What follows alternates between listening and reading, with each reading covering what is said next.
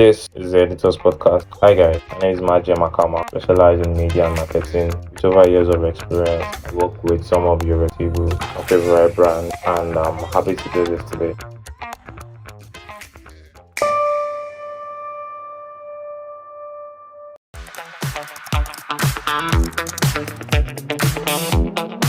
Let's first of all go into brand personality, which I would say is very essential. It's like giving a brand a human-like character, whereas the brand has a set of traits. We all know human does, has values, every human does too, and then behavior. The brand needs to have these three things for a brand personality. So that also will guide how your work should communicate. That will also guide the end result of your work. We then go ahead to start asking questions about the brand. Who are they? How do they behave? What do they value? Having to get the answers for these three brand traits that we're asking for. So this will guide three things for us: the visual, the verbal, and the experiential style. So the visual style in part of colors, the composition, the lighting, the motion, and also the verbal part of it. That's the tone of voice, how you want the brand to be communicated. Lastly, the experiential. So when I say experiential, we're looking at the interaction part of it. When you're putting this project out there, what kind of experience you want people to get of it. So these three things are what we're supposed to look out for after understanding our brand personality.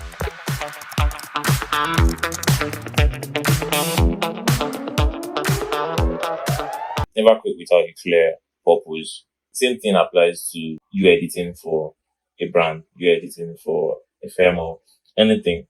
You need to understand that there needs to be like a clear purpose. These brands are like, some of them are top notch, some of them are premium, international.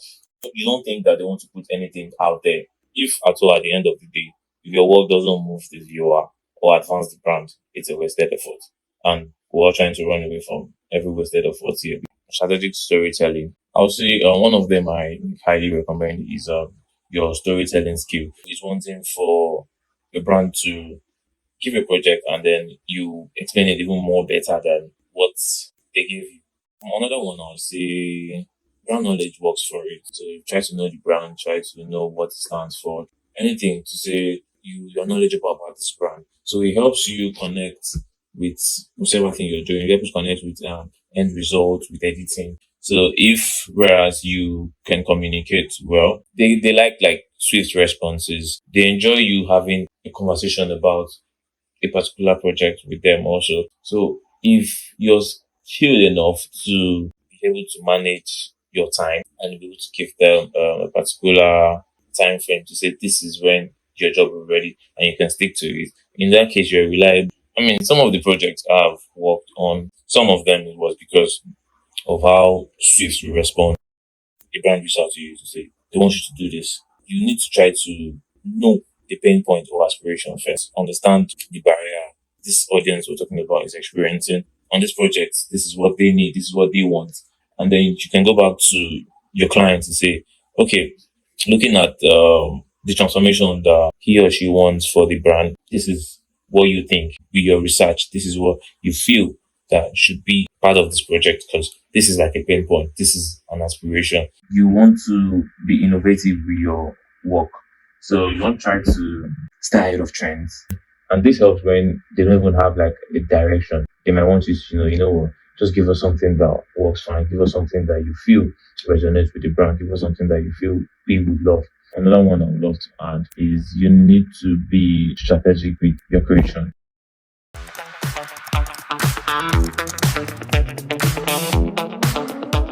First, you want to look at the big picture. Just having like what the brand wants before it goes out. Then I dive into visual execution, looking at it to say how well do design or the color or the sound, the motion enhances the story. So after all that, I try to end with a constructive direction to say what are the feedbacks that we're supposed to get after this whole revamp has been made. What's the next step to elevate this particular project that we've done? So I try to summarize the key win first by saying, okay, what works? Then the few most impactful changes, we try to offer actionable steps.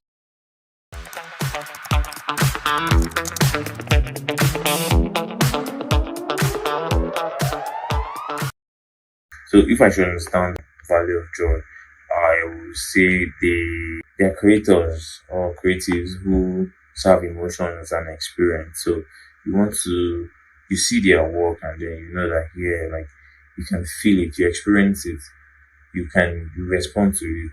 Another one I want to add is you want to show confidence in your work. You want to show boldness in your work because your luxurious creative work often says less, but with confidence. So when you see such work, you see boldness, you see confidence.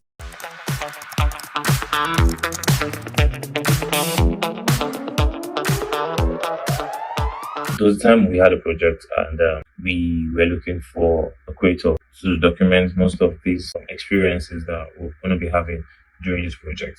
So when the portfolio got to me, I looked at it and all I can see was just label. So I couldn't see value. So I tried to tell people, I tried to tell creators, creatives that your portfolio should signal value, not label. So what I mean by this is when people look at your portfolio, what I feel and I think they should see is value. They should see what you're bringing in. They should see your experience as an adage to what they want you for. You don't just bring out like lots of work. You want to tell them, give them reasons why they should call it. Give them reasons why they should still say, yeah, I need this particular person because of particular value they see or because of particular value you portray with particular picture or the video. So the portfolio as at that time was just giving me label signal, not value signal. So whereas if we can do better, if we can do better and have our portfolio to signal value, not label, it would be a better opportunity for us to say, you know what, this is my fee. So when you're giving me a fee of a high price, I know that it comes with a value. But over like my years of experience, I know for sure that client pay more for outcome than for output. When I mean outcome, I mean like if they see that the job you did is having like serious growth, is having balls about, they don't want to know how you made it happen. They just want to know.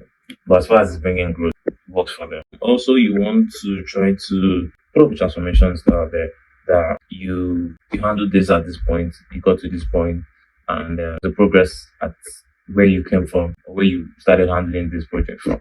So they want. So it looks like you you somehow brought in a change, a positive change that led to growth of that business or that brand. So I try to help people showcase the transformation, not just the deliverable. This is the Editor's Podcast. Hi guys, my name is Makama, specialized in media and marketing. With over years of experience, I work with some of your reputable, my favorite brands